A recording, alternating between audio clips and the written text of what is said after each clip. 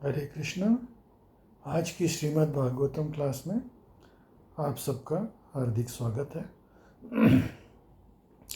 आज हम पढ़ेंगे परीक्षित महाराज के बारे में।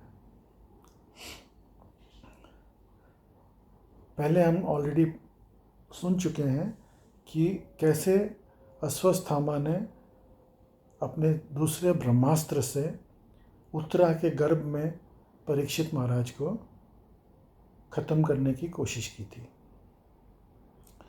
तो भगवान कृष्ण जो है वो तुरंत जो है वो उत्तरा के गर्भ में प्रवेश कर गए। एक अंगुष्ठ के बराबर उनका शरीर था और उन्होंने गोल्डन कलर की हेलमेट पहन रखी थी, पीतांबर पहन रखा था, लेकिन वो अमल थे। भगवान हमेशा अमल रहते हैं। अभी गर्भ के अंदर, गर्भाशय के अंदर मल मूत्र सब रहता है।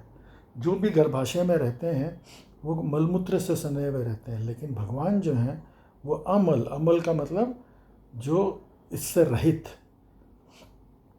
मल मूत्र से टच नहीं होता है उनको। तो वो वहाँ पे कॉन्स्टेंटली अपनी गदा, उनकी गदा का नाम क्या है? कौमुदकी गदा। तो भगवान जो है कौमुदकी गदा से उसको कंटिन्यूसली घुमा रहे थे और घुमा करके अश्वत्थामा के ब्रह्मास्त्र को उन्होंने न्यूट्रलाइज कर दिया। तो इस तरह से उन्होंने परीक्षित महाराज की रक्षा करी। अब परीक्षित महाराज का शरीर तो ब्रह्मास्त्र की अग्नि से जल चुका था, तो भगवान ने तुरंत उनको दूसरा शरीर प्रदान किया। और परीक्षित महाराज देख रहे हैं ये व्यक्ति कौन है, इतना तेजस्वी और गोल्डन मुकुट पहने हुए, पीतांबर धारण किए हुए, जिसका इतना तेज है, जो गदा घुमा रहे हैं और मेरी रक्षा कर रहे हैं। तो वो बहुत ध्यान से उनको देख रहे थे अपनी माँ के गर्भ के अंदर।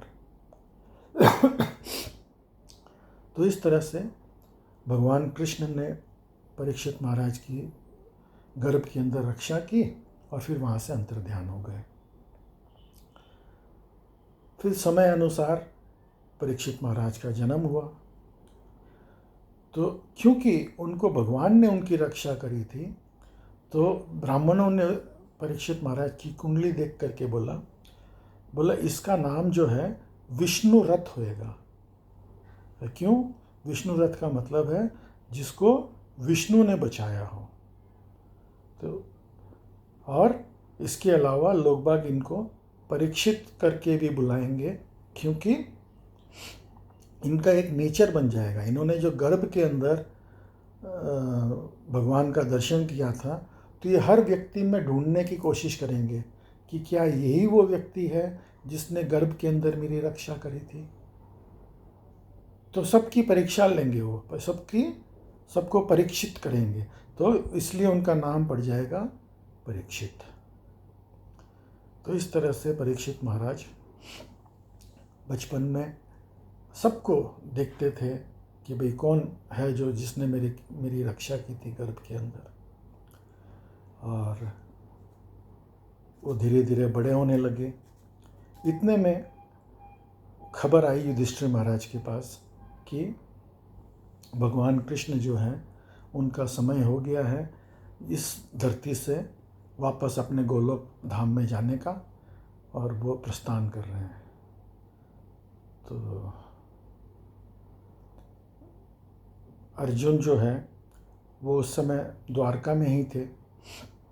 तो अर्जुन जो है उन्होंने सोचा कि भगवान के प्रस्थान के बाद में जो भगवान की जो रानियां हैं, क्योंकि द्वारका तो जो है वो डूब गई समुंदर के अंदर में,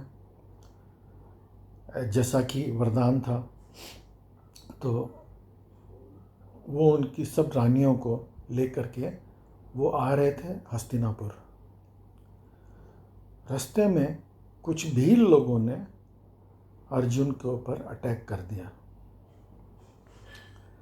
अब यहाँ पे भगवान जो है वो अर्जुन को ये दिखाना चाह रहे हैं कि अर्जुन, तुम जो सोचते हो ना मैं गांडीवधारी हूँ, मैं बहुत बड़ा योद्धा हूँ, बोले ये सब कुछ नहीं है। तो वो जो भील थे जो कि अप्रशिक्षित, जो प्रशिक्षित ही नहीं है, युद्ध कला में प्रशिक्षित नहीं है, अस्त्र शस्त्र नहीं जानते, उन लोगों ने अटैक किया और अर्जुन को परास्त कर दिया। परास्त करके जो कृष्ण की जो रानियां थी उनको लूट लिया। अब एक्चुअली वो भील जो हैं वो भगवान का ही दूसरे रूप में थे, भगवान ही थे। उन्होंने दूसरा रूप धर करके वो अर्जुन को सबक सिखाने के लिए कि भाई तुम जो बड़ी बड़ी बातें सोचते हो कि मेरे को घमंड है, अभी भगवान जो है वो किसी भी भक्त का घमंड जो है वो रहने ही नहीं देते। अभी एक स्टोरी एग्जाम्पल के रूप में आपको बताता हूँ।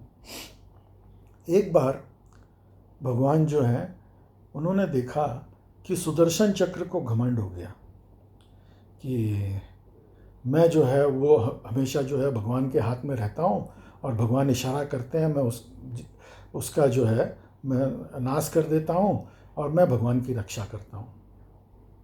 ठीक है। और गरुड़ जी को भी उसी तरह से घमंड हो गया, बोले भगवान जो है मेरे ऊपर बैठ करके सारी दुनिया में जहाँ भी उनकी इच्छा होती है मैं पल भर में पहुँचा देता हूँ, मैं सबसे तेज वाहन हूँ भगवान का।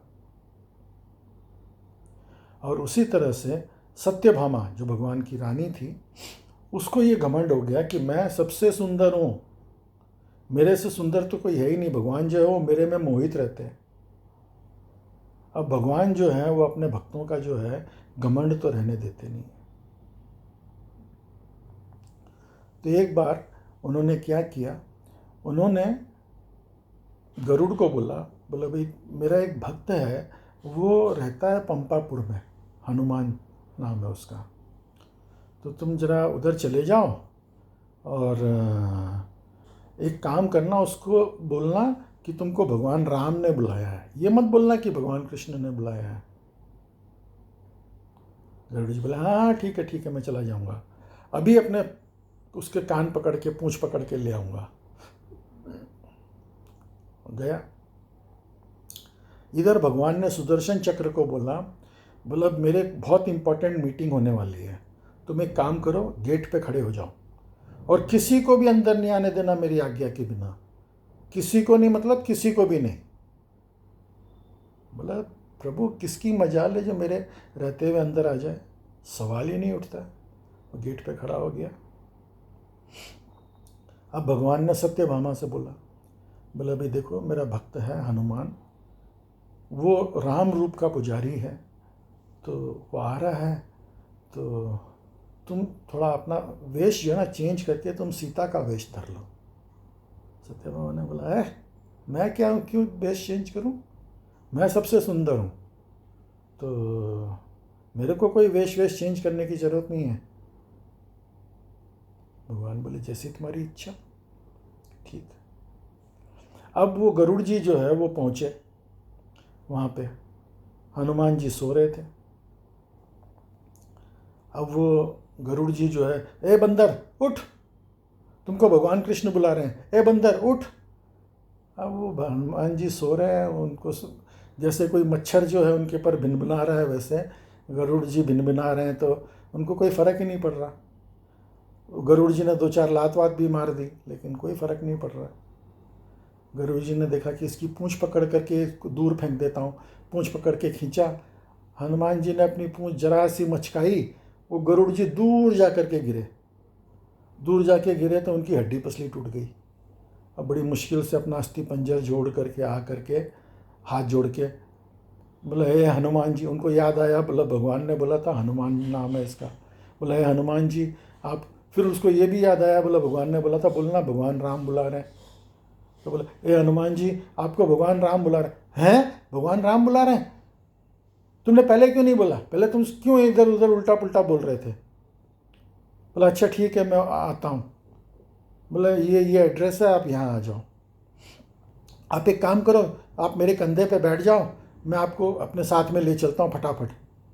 हनुमान जी बोले भाई मैं बूढ़ा आदमी हूँ, अभी मैं सो करके उठाऊँ, थोड़ा मुँह हाथ धोऊँगा, कुल्ला उल्ला करूँगा, पानी पीऊँगा, मैं आ जाऊँगा मैं। वो देखा कि भाई मैं कौन इससे बहस करे, अगर अभी तो एक पूंछ का फटका मारा, दूसरा फटका मारेगा तो मेरी तो जान ही निकल जाएगी। तो वो अपना जो है चुपचाप वहाँ से चल दिए और काफ़ी दूर तक आगे चले गए और घूम घूम के देखते हैं तो हनुमान जी तब तक सो ही रहे थे। और बोले भैया मैं भगवान को जाके बोल दूँगा। बोला प्रभु मैंने तो आपका मैसेज पहुँचा दिया, अब उसके बाद में भाई मेरा बस नहीं चल रहा था उनके सामने। ठीक, इधर हनुमान जी उठे और तैयार होके, हनुमान जी तो वायुपुत्र हैं, वायु गति से तुरंत जो है वो पहुंच गए उस एड्रेस पे। इधर ये गरुड़ जी तो काफ़ी दूर तक देखते रहे, अब उनको दिखना बंद हो गया, काफ़ी दूर निकल गए थे। वो देखे ये तो अभी पता नहीं कितने दिन में आएगा, और वो अपना जा रहे हैं। और इधर हनुमान जी पहुंचे वहाँ पे गेट पे सुदर्शन चक्र खड़ा हुआ था। अब सुदर्शन चक्र ने बोला भगवान की मीटिंग चल रही है, तुमको अंदर जाना अलाउड नहीं है, लायक चुप। और ज़्यादा चपड़ चपड़ किया तो जो है हनुमान जी ने उसको पकड़ करके अपने बगल में दबा लिया। अब वो बेचारा हनुमान जी के बगल में दबा दबा पड़ा हुआ है। हनुमान जी अंदर पहुँचे, अरे प्रभु आपने बहुत दया करी, बहुत मेहरबानी आपकी, आपने मेरे को याद किया, आपने मेरे को बुलाया। भगवान तो राम रूप में खड़े थे वहाँ पे। हनुमान जी ने प्रणाम किया, भगवान ने उनको गले लगाया। फिर हनुमान जी बोला प्रभु माता के दर्शन भी हो जाते तो बड़ा अच्छा लगता। बोले ये खड़ी ना माता। बोले क्या प्रभु आप भी मजाक कर रहे हो मेरे से, आप ये मजाक करने की आदत आपकी गई नहीं। अभी ये तो माता की दासी की दासी की दासी के बराबर भी नहीं है, अभी आप बोल रहे हैं माता खड़ी है। इधर सत्यभामा की जो है हवाइयाँ उड़ रही है। बोले हैं, मैं तो सोचती थी मैं ही सबसे सुंदर हूँ, और ये तो बोल रहा है कि ये तो सीता की दासी के बराबर भी नहीं है। तो उसका घमंड हो गया चकनाचूर। फिर काफ़ी देर तक बातें करते रहे भगवान और हनुमान जी। फिर भगवान ने पूछा, बोला अरे तुमको कोई गेट पे किसी ने रोका नहीं क्या? बोला हाँ ये कोई पतला जैसा क्या है। हनुमान जी ने अपने काख ऐसे खोल करके तो वो सिकुड़ा सा जो सुदर्शन चक्र वो मुरझुराता सा सीधा सीधा हो गया। अब उसका घमंड भी टूट गया। बोला वो सोचता था कि मैं ही सारे अस्त्रों का बाप हूँ, मैं सबको मार देता हूँ, भगवान की रक्षा करता हूँ। वो देखा बोले यार ये एक बंदर जो है मेरा ऐसा हालत कर दिया, तो उसका घमंड चकनाचूर। खैर बातचीत करके हनुमान जी भगवान को प्रणाम करके निकले वहाँ से।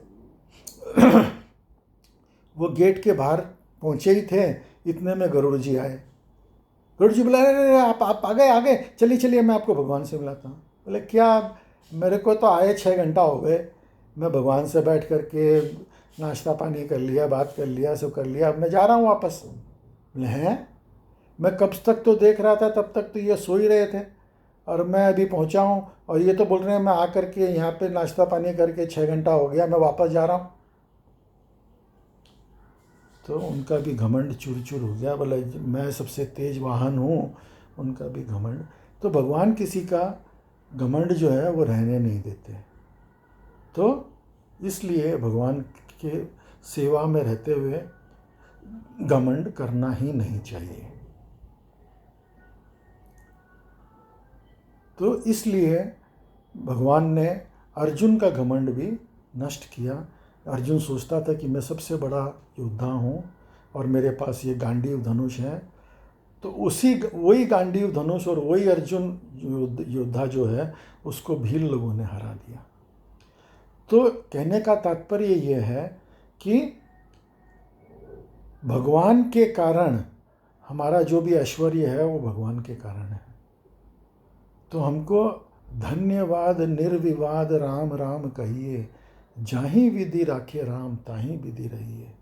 तो यही हमारा ध्येय होना चाहिए कि हमको किस तरह से हमेशा भगवान की शरण में रहना चाहिए। कभी घमंड नहीं करना चाहिए। किया अभिमान तो फिर मान नहीं पाएगा, होगा प्यारे वही जो श्री राम जी को भाएगा। तो इसलिए जो है, किया अभिमान तो फिर मान नहीं पाएगा। हमको जो है ये सब अभिमान वगैरह छोड़ करके हम भगवान के दास हैं, और ये सबसे बड़ी पदवी है। आप ये मत सोचो कि दास बहुत कम होता है, दास बहुत बड़ी पदवी है। आज आप सोचो, नरेंद्र मोदी का जो अंडर सेक्रेटरी है, आप उसको कितना महत्व दोगे? वो है तो एक तरह से उनका दास ना, उनका सेवक ही है ना, उनका असिस्टेंट है। आप उसको, अगर वो आपके सामने आ जाए तो आप उसकी कितनी अवगत करोगे? तो उसी तरह से आज ये नरेंद्र मोदी जो है, ये भगवान के सामने क्या चीज़ है? कुछ भी नहीं, जीरो। तो भगवान का दास होना बहुत बड़ी चीज़ होती है, आप उसको कम मत आको। अगर आप भगवान के दास हो मतलब आप बहुत बड़ी तोप चीज़ हो। तो इसलिए हम कि हमको जो है हमेशा यही सोचना है, बोला हम भगवान के दास हैं और प्रभु मेरे को अपनी सेवा में लगा के रखो। बस यही प्रार्थना रोज करो, प्रभु मुझे अपनी सेवा में लगा के रखो। धन्यवाद निर्विवाद राम राम कहिए, जाहीं विधि राखिए राम, ताहीं विधि रहिए। तो आज की श्रीमद् भागवतम क्लास में आप सब सम्मिलित हुए, उसके लिए बहुत बहुत धन्यवाद। अब कल हम विचार करेंगे परीक्षित महाराज का किस तरह से कली, साक्षात कली, उनके साथ में जो वार्तालाप हुई और किस तरह से उन्होंने कली के साथ में डील किया, वो हम कल सुनेंगे। हरे कृष्णा।